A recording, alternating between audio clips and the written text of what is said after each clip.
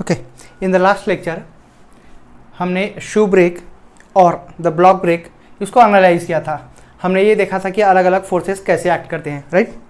अब हम उस कंसेप्ट को यूज़ करके let us solve a very small question for a single block break, and as shown in figure, the figure is given for a single block break. The diameter of the drum is 250 mm. ये drum है ना, the circular part is the drum. Drum का diameter 250 mm दिया है। हम बोल देंगे it is nothing but the radius is 125 mm। तो क्या मैं कह सकता हूँ कि the radius of the drum is 125 mm, या फिर अगर हम इसे मीटर में कन्वर्ट कर लेंगे तो 0.125 metres. And the angle of contact is 90 degree. Angle of contact is 90 degree मतलब कि the angle subtended by the contact surface of the block with the at the centre of the drum, that angle that and it is denoted by 2 theta. तो हमें दिया हुआ है कि जो 2 theta है that 2 theta is equal to 90 degree, right? Okay, the angle of contact is 90 degree. If the operating force of 700 Newton, operating force हम F बोल देंगे, operating force F is या फिर P, है ना, हमने एनालिसिस में P कहा था। So the operating force P is 700 Newton is applied at the end of the lever. यह हमारा लीवर है, लीवर के एंड में हम 700 न्यूटन डाउनवर्ड्स फोर्स अप्लाई कर रहे हैं for applying the brake, right ना। Okay, applied at the end of the lever and the coefficient of friction, coefficient of friction mu is given it is equal to 0.35. now यहाँ ध्यान देने वाली बात है, as angle of contact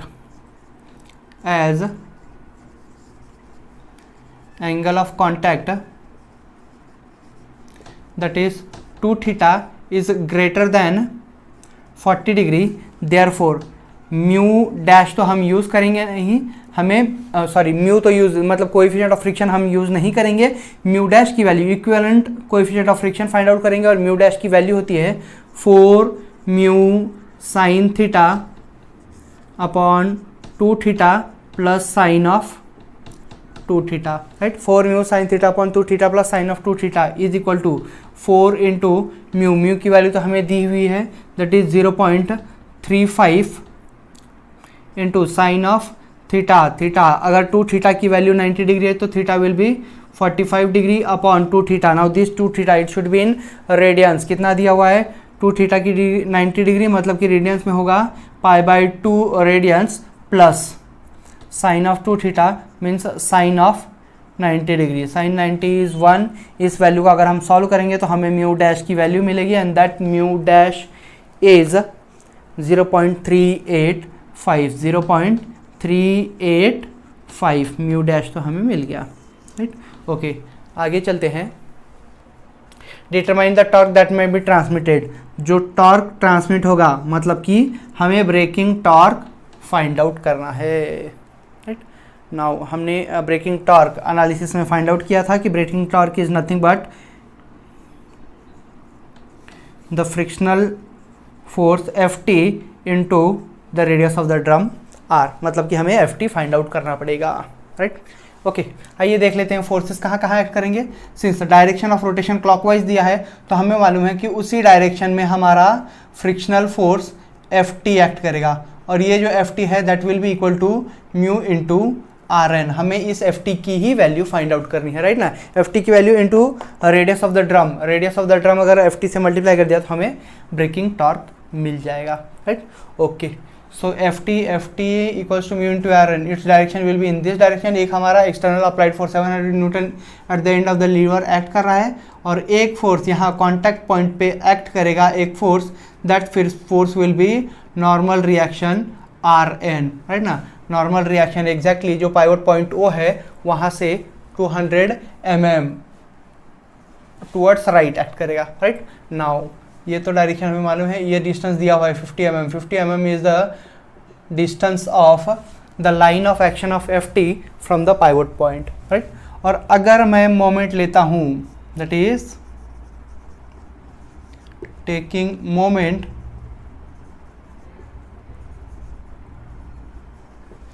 about point O point पे अगर मैं moment लेता हूँ, this is our fulcrum, fulcrum point पे अगर मैं मोमेंट लेता हूँ तो आर एन की वजह से जो भी मोमेंट होगा that will be in anti clockwise direction. F T ऊपर से पास हो रहा है line of action, that means it will be in clockwise direction, और 700 की वजह से जो मोमेंट होगा वो clockwise direction. So F T and 700 newton are acting in clockwise direction and the moment due to R N will be in anti clockwise direction. तो क्या मैं कह सकता हूँ कि F T into perpendicular distance of F T from the fulcrum point is 50 mm, उसे हम metre में कन्वर्ट कर लेंगे 0.05 metres plus of 700 into perpendicular distance of 700 from the fulcrum point O is 250 plus 200 that is 450 mm, उसे metre में convert करेंगे 0.450 is equal to Rn normal reaction Rn into okay normal reaction Rn की value into 200 that is 0.2 meters, right? Rn into perpendicular distance that is 200. okay, Rn की value F T अगर हमें calculate करना है तो इस expression से हमें मालूम है कि Rn F T equals to mu into Rn, मतलब कि एफ टी को Rn that is normal reaction में कन्वर्ट कर सकता हूँ या फिर Rn को एफ टी के टर्म्स में भी तो कन्वर्ट कर सकता हूँ, राइट ना। नाउ एफ टी को एज इट इज़ अगर मैं रहने दूँ, F T into 0.05 plus of 700 into 0.450 equals to Rn, since we know that Ft equals to mu into Rn, so Rn will be equal to Ft upon mu, right? Ft upon mu, लेकिन mu coefficient of friction, since angle of contact ये coefficient of friction change हो जाएगा, angle of contact is greater than 40 degree, इसका मतलब कि जो हमारा mu है वो भी चेंज होगा and it will get change to mu dash, that is equivalent coefficient of friction, mu dash use करेंगे हम। So mu dash into 0.2। अब एक ही एक्सप्रेशन, एक ही अननोन है, it can be solve. F T अगर 700 इस क्वांटिटी को यहीं रखता हूँ, 700 into 0.450 will be equal to F T upon mu dash into 0.2 minus of, इस क्वांटिटी को उस तरफ अगर मैं ले जाऊं तो F T into 0.05, okay 700 into 0.450 will be equal to, F T को कॉमन ले लूँ, एफ टी हमारे पास बचेगा 0.2 upon mu dash minus of, F T common ले लिया है तो 0.05, okay so will be equal to, F T को ज्यों का त्यों रखेंगे 0.2 अपॉन म्यू डैश की वैल्यू हमने फाइंड आउट की है 0.385 minus of 0.05 will be equal to 700 into 0.450, और इसे अगर हम सॉल्व करेंगे तो हमें मिलेगा the frictional force F T, right. Now solving it we get the value of Ft as 670 Newton, ये तो हमें Ft की वैल्यू मिली, राइट। लेकिन हमें Ft तो फाइंड आउट करना नहीं है, हमें तो फाइंड आउट करना है ब्रेकिंग टॉर्क। तो let us move here, right ना, यहाँ से यहाँ आ जाएंगे। Braking torque,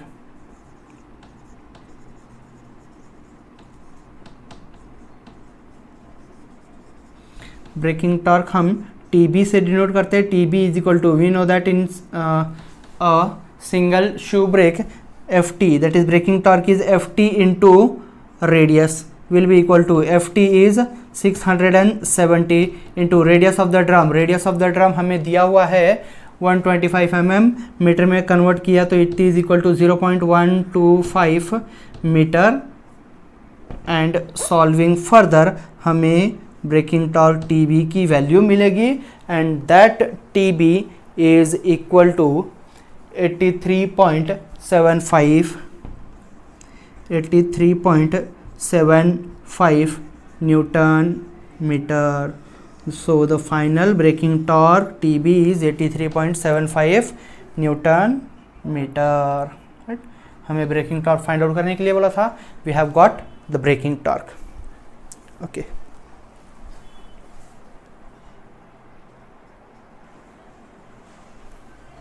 Okay, let us move to the next question.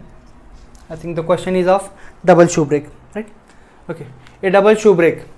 The brake is double shoe brake. A double shoe brake as shown in figure is capable of absorbing a torque of 1400 Newton meter. It is capable of absorbing a torque, that means the braking torque is given, it is 1400 Newton meter.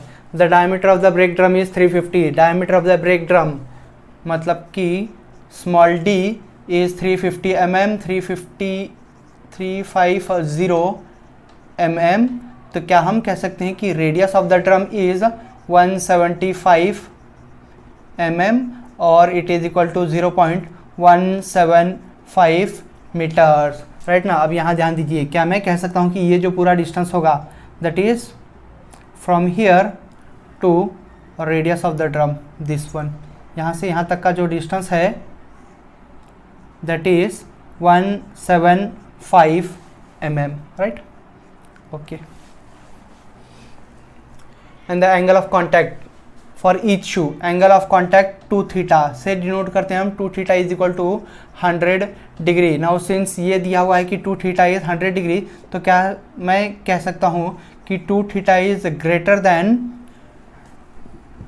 40 degree. so if the angle of contact that is 2 theta is greater than 40 degree, so in place of mu use mu dash, that is equivalent coefficient of friction instead of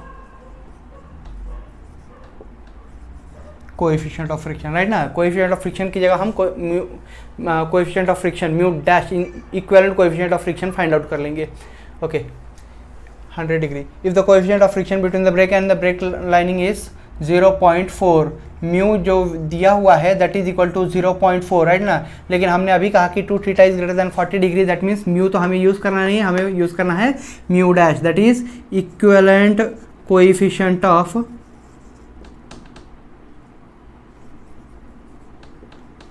friction. Now equivalent coefficient of friction हमें मालूम है कि जो mu dash है that is equal to 4 mu sine theta upon 2 theta plus sine of 2 theta will be equal to. Now 4 mu sine theta, 4 mu की value तो हमें दिया हुआ है 0.4 into sine of theta, sine theta theta. If 2 theta is 100 degree that means theta will be equal to 50 degree upon 2 theta. This term 2 theta should be in radians, so can I say that is equal to 100 degree जो है उसे अगर हम radians में convert करते हैं तो it will be equal to 100 into pi by 180, right ना. हम रेडियंस में कन्वर्ट कर लेंगे plus of sine of 2 theta, sine of 2 theta is 100 degree will be equal to. इसे अगर हम सॉल्व करेंगे तो हमें म्यू डैश की वैल्यू मिलेगी and that mu dash is equal to 0.45, right. हमें म्यू की वैल्यू 0.4 दिया था, लेकिन हमें since angle of contact greater than 40 degree है तो म्यू डैश यूज़ करेंगे और म्यू डैश की वैल्यू 0.45 है, right. Okay, moving forward. Okay, coefficient of friction. पहली बात हमें क्या फाइंड आउट करना है, spring force necessary to set the brake. Brake supply करने के लिए हमें स्प्रिंग फोर्स कितना लगेगा, मतलब कि एस की वैल्यू फाइंड आउट करनी है, S1 या फिर S2, right. And second thing, the width of the brake shoe, width of the brake shoe find out करना है. If the bearing pressure, bearing pressure को हम PB नाम दे देंगे, चलेगा. बेरिंग प्रेशर या फिर brake pressure is equal to 0.3 newton per mm square, right. 0.3 newton per mm square दिया है, तो अगर मैं इसे न्यूटन पर मीटर स्क्वायर में कन्वर्ट करूं तो mega pascal mm 10 to the power 10, इसे क्या मैं लिख सकता हूं 0.3 इंटू 10 to the power 6 newton per metre square, right ना. 0.3 mega pascal, 0.3 mega pascal, mega pascal is equal to newton per mm square. So braking pressure in newton metre square इतनी है. ओके, यहाँ तक तो आ गए. फर्स्ट बिट पहले find out करने की कोशिश करेंगे, स्प्रिंग फोर्स. नाउ क्या मैं कह सकता हूँ कि अगर दो brake shoe, first brake and second shoe, first shoe and second shoe, तो फर्स्ट ब्रेकिंग शू के कांटेक्ट में एक्ट करेगा एक नॉर्मल रिएक्शन Rn, उसे हम Rn1 कह देंगे। सेकंड शू के ऊपर एक्ट करेगा एक नॉर्मल रिएक्शन Rn, उसे हम Rn2 कह देंगे, राइट। नाउ डायरेक्शन हमें दी हुई है, it is rotating clockwise, that means the frictional force इस पॉइंट पे टेंजेंशियली एक्ट करेगा and that frictional force will be Ft, और एक फ्रिक्शनल फोर्स यहाँ भी एक्ट करेगा, that frictional force will be again equal to Ft, Ft1 नाम दे देंगे हम एंड Ft2। तो क्या मैं कह सकता हूँ कि Ft2 is nothing but equal to mu dash into Rn2। Similarly जो Ft1 होगा वो म्यू डैश इंटू Rn1 होगा। और जो तीसरा फोर्स है हमारे पास वो तो स्प्रिंग फोर्स है जो कि अप्लाइड फोर्स होगा, राइट। ओके, हमें S1 S2 की वैल्यू फाइंड आउट करनी है, right. Now spring force S1 S2। Now since double shoe brake है तो क्या मैं कह सकता हूँ कि S1 और S2 तो सेम होगा, दोनों तरफ जो भी स्प्रिंग फोर्स एक्ट करेगा वो स्प्रिंग फोर्स सेम रहेगा, राइट। नाउ ब्रेकिंग टॉर्क की वैल्यू हमें दी है। Braking torque double shoe brake, can I say that for a double shoe brake braking torque is equal to Ft1 plus of Ft2 into radius, है ना, force into distance. Ft1 into R plus of Ft2 into R, R तो common हो गया तो Ft1 plus of Ft2 will be the final braking torque. और breaking torque की हमें value दी है तो Ft की वैल्यू निकाल सकता हूँ, और Ft को अगर मैं S के टर्म्स में कन्वर्ट कर दूँ तो ऑब्वियसली मैं स्प्रिंग फोर्स S भी फाइंड आउट कर सकता हूँ, राइट। ओके, सो आइए देखते हैं कि हम कैसे कन्वर्ट कर सकते हैं। पहले एक एक ले ही चलेगा। Taking moment about point O1, right.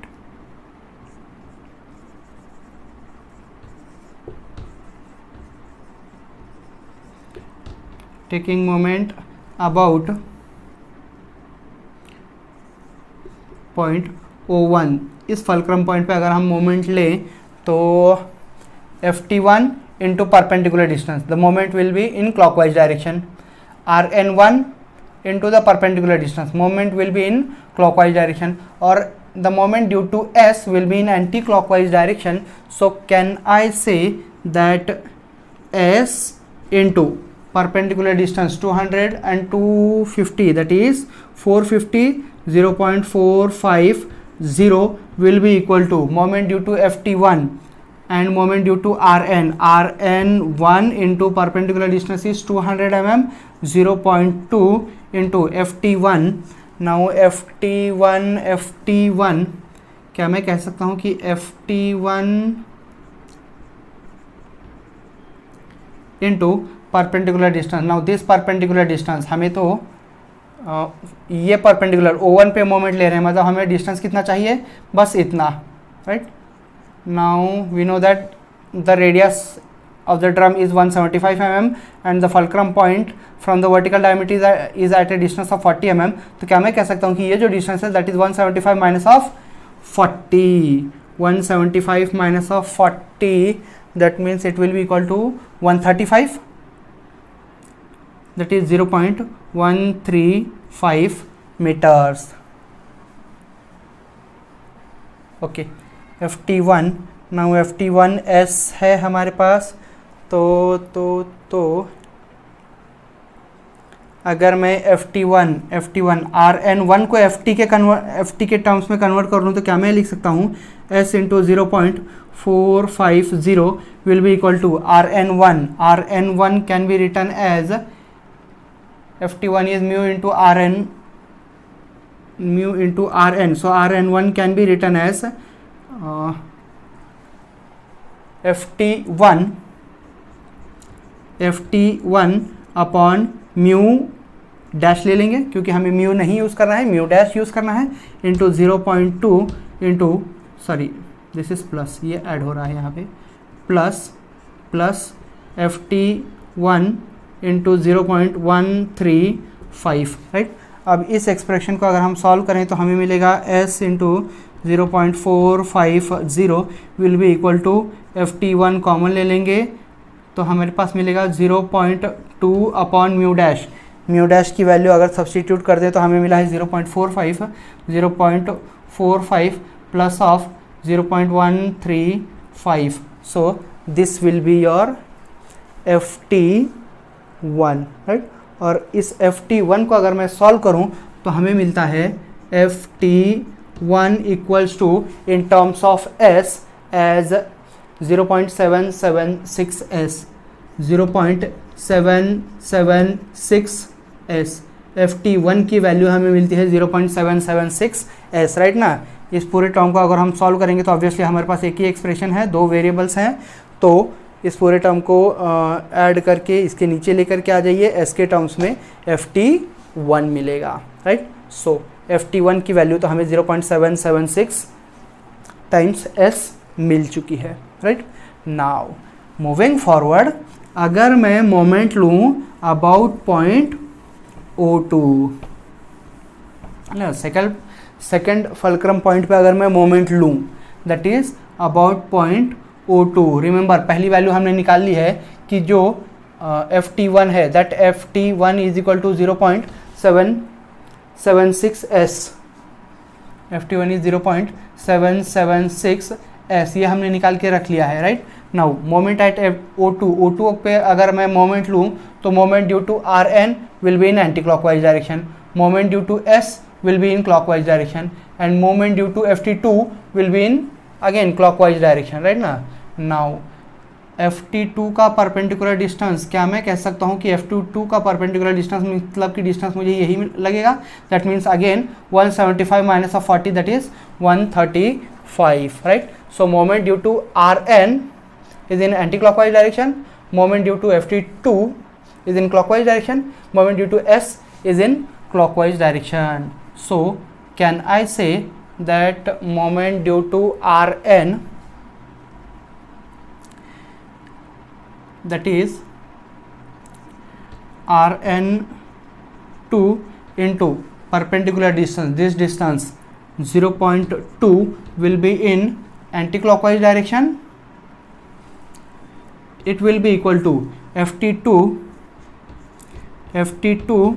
into perpendicular distance of FT2 is 0.135, its rotation, its moment will be in clockwise direction, and the moment due to S, that is plus of S into its perpendicular distance, यही distance होगा, that is 0.450 right। now Rn2 को भी अगर मैं F2 के terms में convert कर दूँ तो Rn2 can be written as FT2 upon mu dash into 0.2 will be equal to FT2 into 0.135 plus of S into 0.450।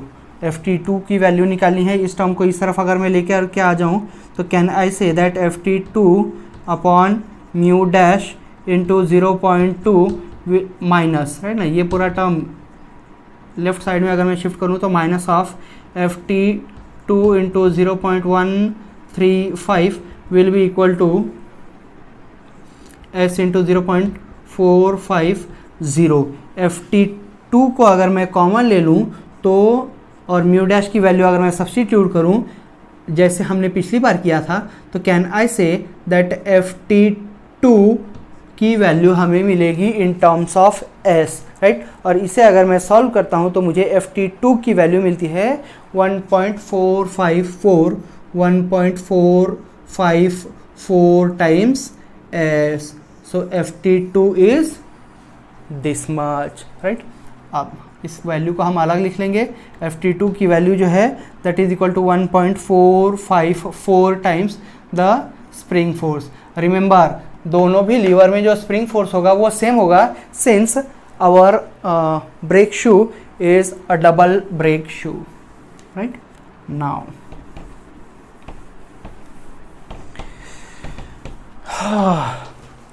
Breaking torque हमें दे रखी है एंड फॉर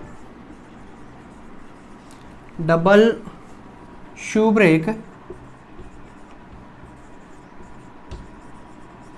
हमें मालूम है कि braking torque T B is equal to Ft1 plus Ft2 into radius of the drum.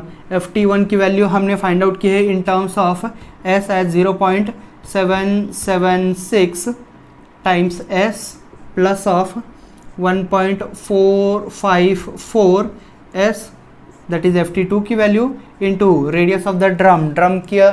Drum का radius 175 mm है, in terms of meter it will be equal to 0.175 और ब्रेकिंग टॉर्क हमें दे रखा है 1400, राइट। पूरा एक्सप्रेशन है, सिर्फ S एक अननोन है। अगर S की वैल्यू मुझे फाइंड आउट करनी होगी तो ऑफकोर्स 0.175 को यहाँ से निकाल लूँगा 0.175 और ये दोनों टर्म ऐड हो जाएंगे इन टर्म्स ऑफ S, तो हमें वैल्यू कुछ 2 पॉइंट समथिंग S मिलेगा और फाइनली जो S की वैल्यू होगी that will be your spring force, और S की वैल्यू मिलती है 3587 Newton. 3587 Newton is your spring force. ये है हमारा स्प्रिंग फोर्स जो हमें फर्स्ट बिट पूछा था कि spring force, how much is the spring force necessary to set the brake, so the spring force is 3587 newton, right. Okay, second thing, हमें width निकालनी है, विड्थ ऑफ द ब्रेक। लेकिन braking pressure दिया हुआ है, ब्रेकिंग प्रेशर दिया हुआ है, width of the brake shoe निकालना है। तो क्या मैं expression something pressure is nothing but equal to force upon area, right ना। प्रेशर दिया हुआ है और जो फोर्स है, फोर्स तो हम सिंस जो शू ब्रेक है वो इस पॉइंट पे या फिर इस पॉइंट पे एक्ट कर रहा है, मतलब कि या तो जो फोर्स है वो Rn1 होगा या फिर Rn2 होगा, राइट ना। लेकिन डिज़ाइन पॉइंट ऑफ व्यू जो भी Rn1 और Rn2 में हायर वैल्यू होगी वो वैल्यू हम लेंगे, और जो एरिया होगा वो एरिया ऑफ द ब्रेक होगा, राइट ना। And that area of the brake is given as B into, right ना। इफ B को हम कंसिडर करें B एज विड्थ, अगर हमें फाइंड आउट करना है, क्या फाइंड आउट करना है, विड्थ को अगर मैं कह दूं कि स्मॉल b से डिनोट करता हूं तो Rn1 या फिर Rn2 will be equal to B into 2R sine of theta, right ना। Area of the braking area is this much, B into 2R sine of theta. तो B विड्थ हमें find out करना है, P हमें दिया हुआ है, Rn1 या फिर Rn2 दोनों भी वैल्यूज हम कैलकुलेट कर सकते हैं सिंस हमारे पास अब S की वैल्यू है, राइट ना। Ft1 और Ft2 दोनों भी वैल्यूज हैं हमारे पास, तो Rn1 और Rn2 की दोनों वैल्यूज फाइंड आउट करेंगे। 2R साइन थीटा ये सभी टर्म्स हैं हमारे पास, सिर्फ अननोन B बचता है, तो B की वैल्यू भी हम फाइंड आउट कर लेंगे, right. Okay, let us move forward.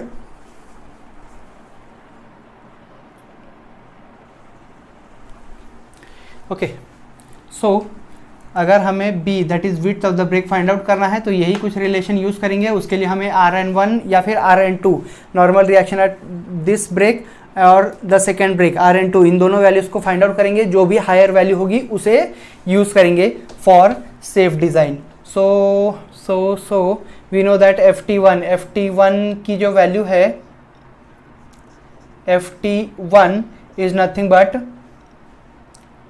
Mu into Rn1, mu नहीं म्यू डैश, राइट ना। Ft1 is equal to mu dash into Rn1। हमें Rn1 की वैल्यू फाइंड आउट करना है, तो Rn1 Ft1 तो हमने in terms of S find out किया था, that is 0.776 times spring force S equals to mu dash की वैल्यू हमने पीछे फाइंड आउट की थी, इट वाज अराउंड 0.45, राइट ना। म्यू डैश की वैल्यू 0.45 और Rn की वैल्यू तो हमें निकालना है Rn1, राइट। स्प्रिंग फोर्स भी हमारे पास है, that is 0.776 into spring force हमने कैलकुलेट किया था फर्स्ट बिट में 3587 इक्वल्स टू 0.45 Rn1।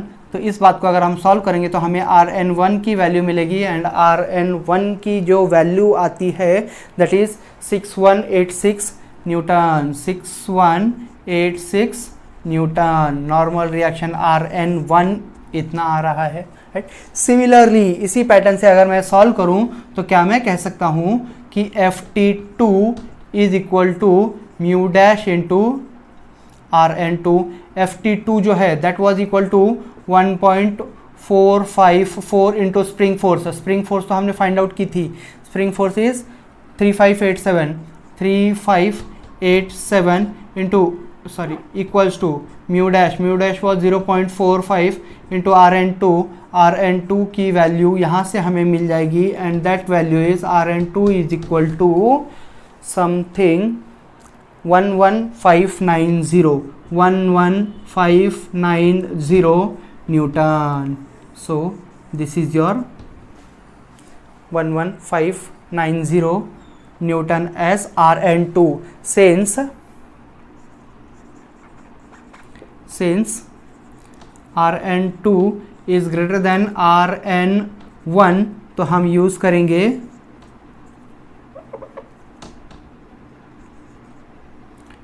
Rn2 की value, right. Now bearing pressure हमें दिया हुआ है,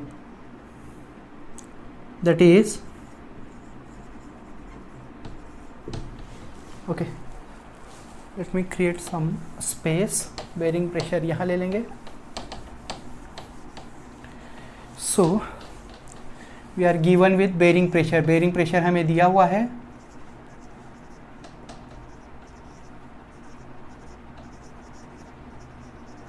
bearing pressure is equal to, bearing pressure हमें मालूम है it is nothing but force upon area of brake कह देंगे ना। जो फोर्स है वो तो या तो Rn1 रहेगा या Rn2, लेकिन Rn2 हायर वैल्यू है तो हम Rn2 यूज़ करेंगे। Rn2 upon braking area is B into 2R sine of theta, 2R sine of theta. और जो बेरिंग प्रेशर है, बेरिंग प्रेशर हमें दिया हुआ था 0.3 न्यूटन पर mm स्क्वायर। तो क्या हम कह सकते हैं 0.3 into 10⁶ Newton per metre square, right ना। इसे हम ऐसा यूनिट में कन्वर्ट करेंगे, इसका मतलब कि सब वैल्यूज हमारे मीटर में रखेंगे हम। So 0.3 so 0.3 into 10⁶ equals to Rn2 तो हमने फाइंड आउट किया 11590 अपॉन B की वैल्यू हमें फाइंड आउट करना है into with B into 2 into R radius of the drum. Radius of the drum हमारे पास 175 mm था, 0.175 meter into sine of 2 theta. 2 theta की वैल्यू हमारे पास थी 100 डिग्री, तो थीटा की ऑब्वियस वैल्यू होगी 50 डिग्री, राइट। इस वैल्यू का अगर हम सॉल्व करेंगे तो हमारे पास सिर्फ B रहता है, और जो B है that is found to be 0.144 meters. So this B is nothing but width of shoe, या फिर इसे हम कन्वर्ट कर लें B equals to in terms of mm, तो it will be equal to 144 mm will be our final value.